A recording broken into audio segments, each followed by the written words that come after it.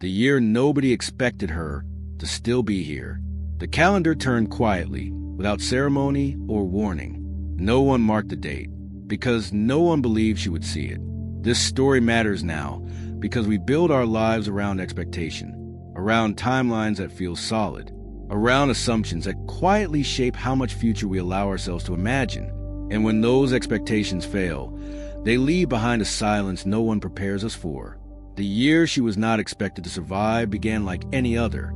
Appointments, careful conversations, subtle shifts in tone. People spoke more gently, as if softness could ease inevitability. The future was discussed in fragments, never fully named. She noticed a change before anyone admitted it. Plans stopped including her. Conversations shortened. Assumptions formed quietly around absence rather than presence. Life was already reorganizing itself without her consent. At first, she accepted it, not out of resignation, but out of realism. She had lived long enough to understand probabilities, to recognize patterns, to know when the world begins to prepare for goodbye. She simplified her days, released commitments, put affairs in order with calm precision. There was no panic, only acceptance. But the year did not end. Winter passed. Spring arrived. Summer followed without incident. The body weakened in places, stabilized in others. Nothing dramatic occurred. Doctors adjusted language. Certainty softened. Timelines stretched and dissolved. Predictions expired quietly, without apology. What unsettled everyone was not improvement.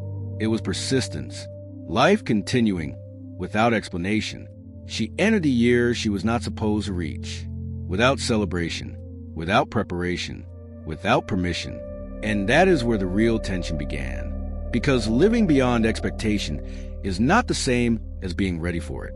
This is the story of what happens when time keeps moving forward, after everyone has already said goodbye. At first, she treated each additional day as provisional, as if the world might suddenly correct itself and return to a version of reality everyone had quietly prepared for, leaving her once again outside the future she had unexpectedly entered. People around her behaved carefully, measuring their words, avoiding plans that extended too far ahead, speaking in half-promises that reveal how uncertain they were about her continued presence in their lives. She noticed how quickly expectations shape behavior, how being expected to leave made her invisible while still alive, how survival alone was not enough to restore inclusion. The days stretched without definition. No milestones, no celebration, just continuation. Emotionally, this was heavier than fear, because fear has direction. But uncertainty without acknowledgment creates isolation. She felt suspended between worlds, too present to be mourned, too fragile in others' minds to be fully included. Life continued, but without invitation. Doctors spoke less confidently now. They avoided projections. They focused on observation. What mattered was not how long she had left, but how she was doing today. That shift offered relief, but also confusion.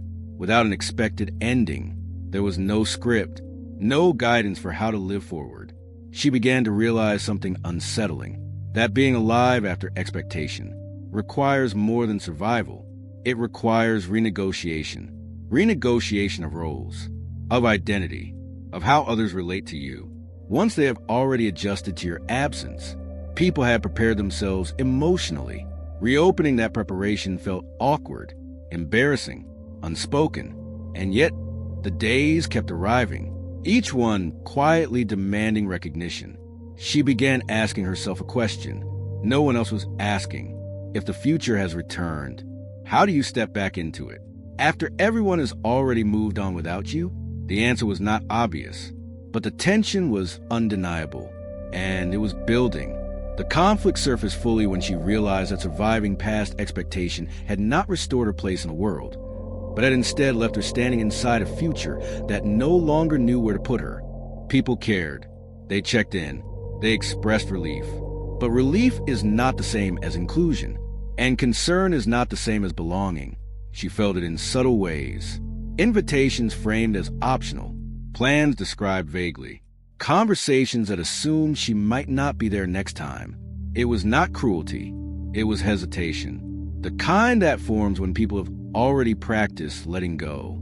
Emotionally, this was a breaking point, because she had done the work of acceptance once. She had prepared for absence. She had closed loops. She had released attachment.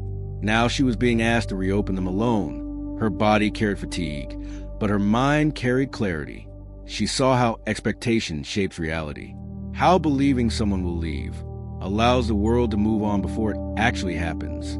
Doctors noticed a change in her demeanor, not physical decline, but withdrawal, a subtle retreat born from social uncertainty rather than illness. She was alive, but treated as temporary. That realization carried weight, because temporary lives are not invested in. They are managed, handled gently, kept at a distance. The tension peaked here, not because she feared death, but because she feared erasure while living. She understood something painful, that surviving longer does not automatically restore identity. It demands renegotiation with a world that has already rewritten the story. And that renegotiation requires courage, the courage to reassert presence, to take up space again, to act as if tomorrow exists, even when others hesitate to believe it. This was the true conflict, not whether she would live, but whether she would be allowed to live fully again.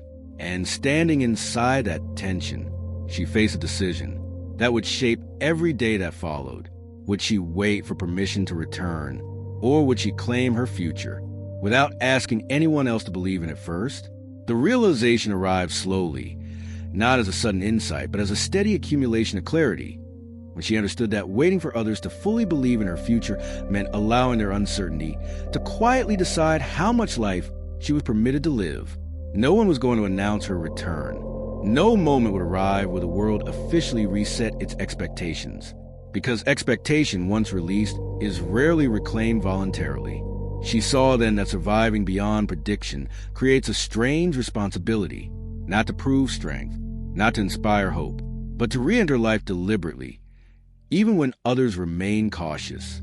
She began doing small things differently, accepting invitations without hesitation, making plans that assume continuity, speaking about the future as if it belonged to her again. At first, it felt uncomfortable, almost confrontational, as if confidence itself needed justification. But slowly, something shifted. People adjusted, not because they were convinced, but because presence is persuasive. Consistency reshapes expectation, and time once again did its quiet work. She did not become fearless. The body still carried limits. Uncertainty still existed, but she stopped living as if disappearance was inevitable. This was the true resolution, not survival, not recovery, but reclamation, reclaiming identity after it had already been mentally archived, reclaiming space after others had stepped around it, reclaiming the future without guarantees. Her story is not about defying death. It is about defying premature absence, about refusing to live half-present simply because the ending was once assumed. What happened to her is not rare. It happens quietly to anyone who outlives expectation. The difference is whether they remain cautious forever or choose to step forward again. Sometimes the smallest shift in perspective becomes the beginning of a new future. The year